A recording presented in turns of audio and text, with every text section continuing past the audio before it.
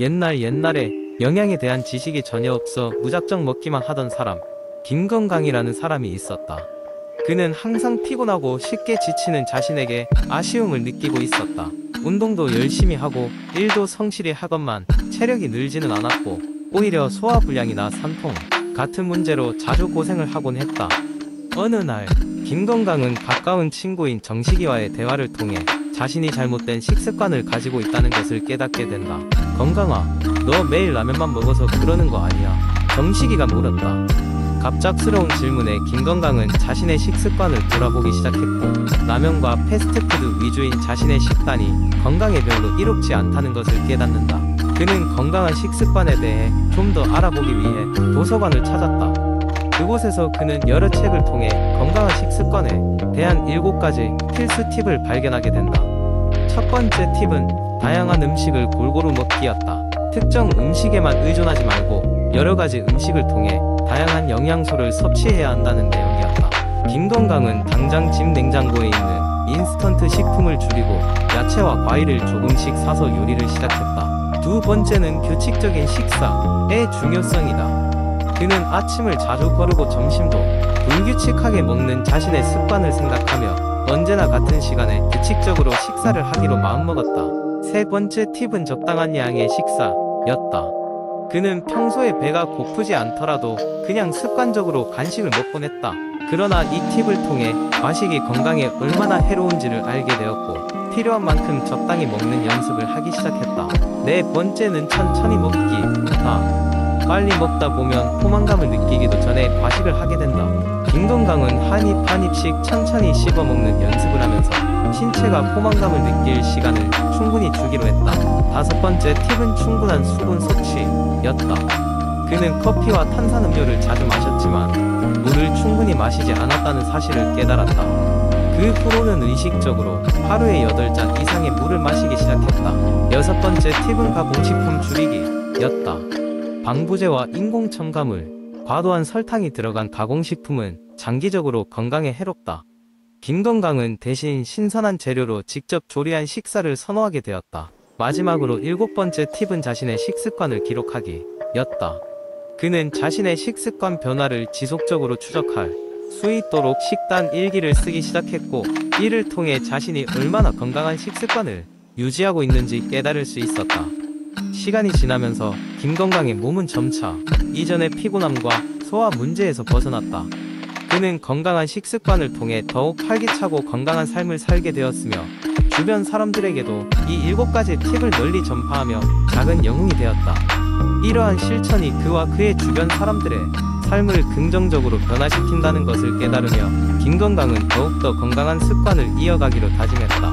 두 번째 이야기한데 건강을 전혀 신경 쓰지 않고 살았던 제이는 어느 날 아침 몸에 이상 신호를 느꼈다. 가벼운 현기증과 쑤시는 관절 통증으로 눈을 뜰 때마다 피로가 더욱더 쌓였다. 이대로는 안 되겠다는 생각에 제이는 건강한 라이프 스타일을 위한 새로운 1일 루틴을 시도해 보기로 했다. 첫째로 제이는 매일 아침 좀 더 일찍 일어나기로 결심했다.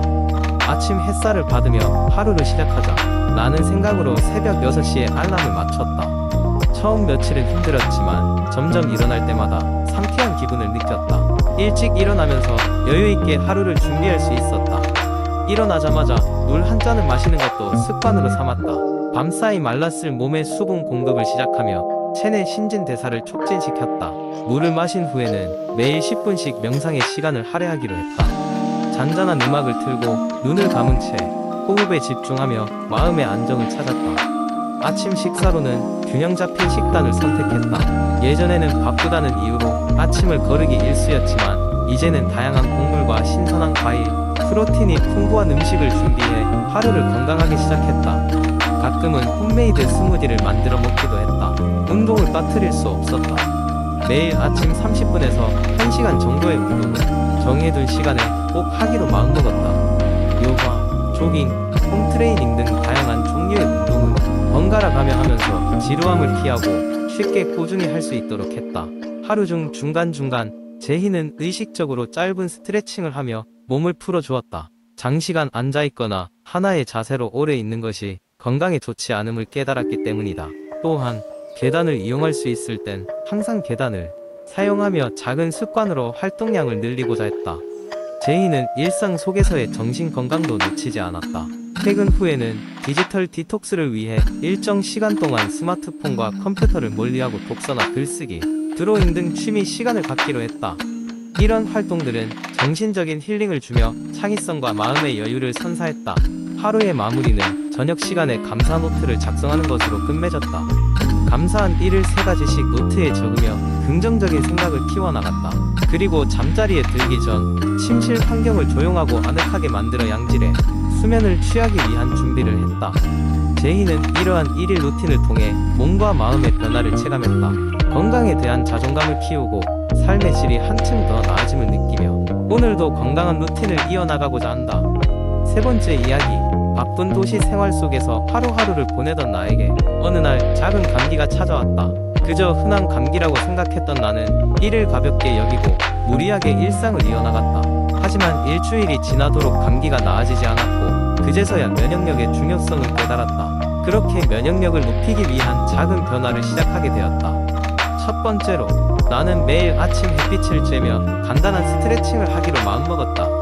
이른 아침 맑은 공기를 마시며 스트레칭을 하면 생각보다 몸이 가뿐해지는 것을 느낄 수 있었다. 하루의 시작을 이렇게 기분 좋게 열다 보니 자연스레 감기도 회복되기 시작했다. 두 번째로는 식단 개선이었다. 패스트푸드와 자극적인 음식을 줄이고 신선한 야채와 과일을 식단에 더하기로 했다. 당근, 브로콜리, 시금치, 블루베리 등을 샐러드나 스무디에 넣어 꾸준히 섭취했다. 처음엔 익숙하지 않았지만 시간이 지날수록 몸이 가볍고 에너지가 넘치는 것을 느꼈다. 3번째 변화는 수면 패턴의 개선이었다. 평소 늦은 밤까지 스마트폰을 보거나 TV를 시청하던 습관을 버리고 잠자기 1시간 전에는 모든 전자기기를 멀리했다. 규칙적인 취침 시간을 가지니 아침에 더 상쾌하게 일어날 수 있었고 그 덕분에 하루 종일 활력 있는 상태로 보낼 수 있었다. 4번째는 수분 섭취량을 늘리는 것이었다. 매일 아침 빈속에 미지근한 물 1컵을 마시면서 하루를 시작했다. 그리고 하루에 적어도 2리터 이상의 물을 챙겨 마시다 보니 피부도 좋아지고 여러가지 면에서 건강에 대한 긍정적인 변화를 느낄 수 있었다. 5번째로는 스트레스를 줄이기 위한 명상과 호흡 운동이었다. 매일 잠자기 전 10분 정도 간단한 호흡 운동과 명상을 통해 하루의 걱정과 스트레스를 덜어내도록 했다. 이는 마음의 평온을 되찾아 주었고 건강 역시 이에 따라 회복되기 시작했다. 6번째로는 비타민 D를 보충하기 위한 외출이었다. 매일 점심시간에 잠깐씩이라도 야외를 거닐며 비타민 D를 자연스럽게 흡수했고 이는 면역력뿐만 아니라 기분 전환에도 큰 도움이 되었다. 7번째 변화는 단순하지만 효과적인 손 씻기 습관이었다. 손을 자주 그리고 꼼꼼히 씻는 것이 얼마나 큰 차이를 가져오는지를 깨닫게 되었다. 이는 감기뿐만 아니라 다양한 바이러스, 감염을 예방하는 데 중요한 역할을 하였다. 8번째는 긍정적인 마음가짐을 유지하는 것이었다. 일상에서 작고 소중한 것들에 감사하는 마음을 가지려 노력했다. 이는 마음의 건강을 챙기는 동시에 면역력에도 긍정적인 영향을 미쳤다. 9번째로는 운동이었다. 처음에는 매일 30분 정도 걷기로 시작했는데 점점 짧은 달리기나 자전거 타기 같은 더 활발한 운동으로 이어졌다. 운동은 체력을 증진시킬 뿐만 아니라 행복, 호르몬인 엔도르핀의 분비에도 도움을 주었다. 마지막으로 10번째 변화는 꾸준한 건강관리의 중요성을 깨닫는 것이었다. 내가 일상에서 작은 변화들을 하나씩 실천할 때 면역력은 자연스럽게 형성되었고 이는 먼저 내 건강을 먼저 챙기는 중요성을 인식하는 계기가 되었다. 이렇게 작은 변화들이 모여 나의 면역력은 더욱 강해졌고 이는 내 생활에 큰 변화를 가져왔다. 그렇게 나는 면역력이 탄탄해짐은 물론 더욱 건강한 일상을 이어가게 되었다. 이는 단지 육체의 건강에 그치지 않고 정신적 건강에도 긍정적인 변화를 주었다. 이렇게 평생을 이어나갈 수 있는 건강한 생활 습관을 만들게 되니 그 어떤 것보다 값진 변화를 이루었다고 느꼈다. 4번째 이야기. 인터넷의 발달로 우리는 손쉽게 수많은 다이어트 레시피와 다양한 식단 계획에 접근할 수 있게 되었다. 각종 블로그나 유튜브 채널 그리고 다이어트 관련 온라인 커뮤니티에는 효과적이라는 수많은 식단들이 넘쳐난다. 하지만 과연 이러한 인터넷발 다이어트 식단들이 효과적일까? 이 글에서는 인터넷에서 흔히 접할 수 있는 몇 가지 다이어트 레시피에 대해 과학적 연구와 개인 경험을 기반으로 그 효과를 분석해본다. 먼저 가장 인기 있는 인터넷발 다이어트 식단 중 하나인 간헐적 단식에 대해 살펴보자. 간헐적 단식은 하루 중 특정 시간을 정해놓고 그 시간에만 식사하는 방법으로 16, 8, 5이 등의 다양한 방식이 존재한다. 인터넷에서는 이러한 방식이 체중 감량에 기적적인 효과가 있다고 주장하는 기사가 넘쳐난다.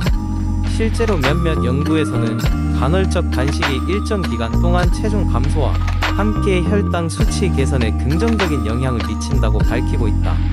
그러나 이러한 장점에도 불구하고 지속적으로 방법을 유지하는 것이 어렵고 일부 사람들에게는 영양 불균형을 초래할 수 있다는 단점도 존재한다. 또 다른 인터넷발 다이어트 식단은 저탄수화물 다이어트다.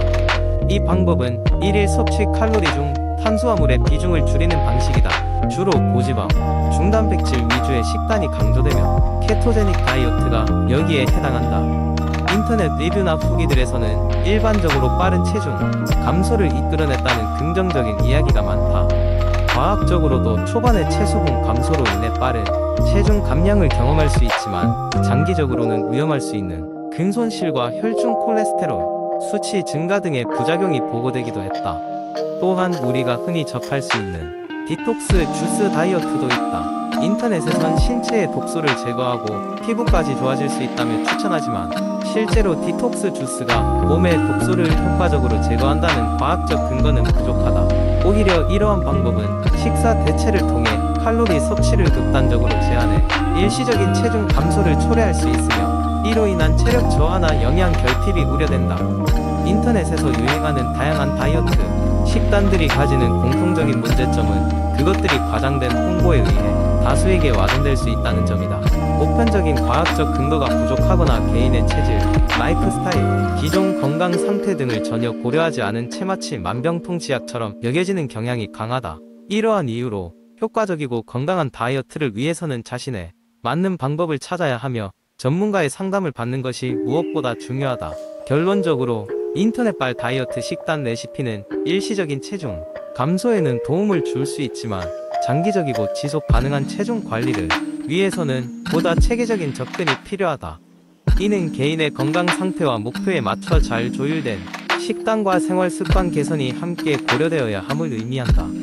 인터넷발 다이어트 식단들을 무작정 따라하기보다는 과학적 자료와 전문가의 의견을 충분히 참고하는 것이 중요하다.